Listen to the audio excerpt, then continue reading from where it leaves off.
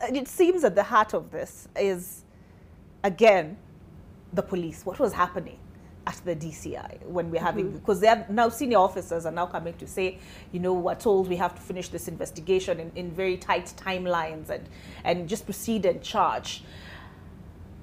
When you hear such statements, I mean, when you read such reports in the dailies, what do you make of them? Does it dent your confidence in the justice system, in the criminal justice system?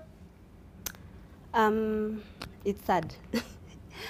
First of all, I was surprised by the statement by Commissioner Mudaura that they didn't know about the SSU existence. So when we started the Social Justice Centers Working Group back in 2018, it was specifically because of the killings in our communities. And which communities are these? The informal settlement, Kayole, Dandora, Madare, name them, the ghetto. So, and it's because of these killings of young men that we started the movement. And the first demonstration that we did on 7th of July 2018, the Sabasaba March for Our Lives, was to condemn these killings, to denormalize these killings in our communities. So when we hear that the Independent Policing Oversight Authority doesn't have a record or doesn't know the existence of SSU since before 2018, because these killings were normalized by the community.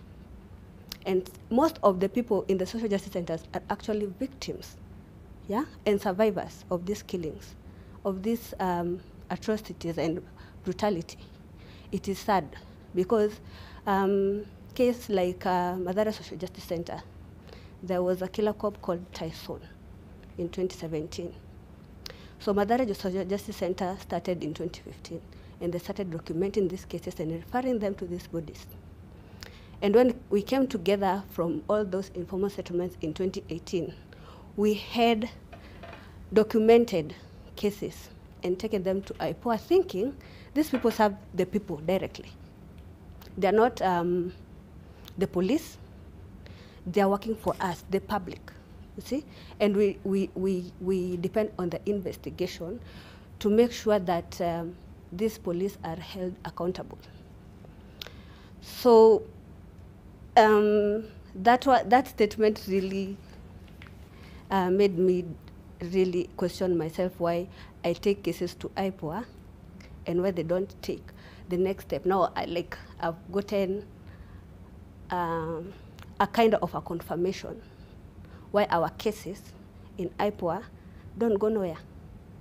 Because we have cases that are old as 4 years, 5 years since we started, and they're still stuck at the IPOA in the name of investigations.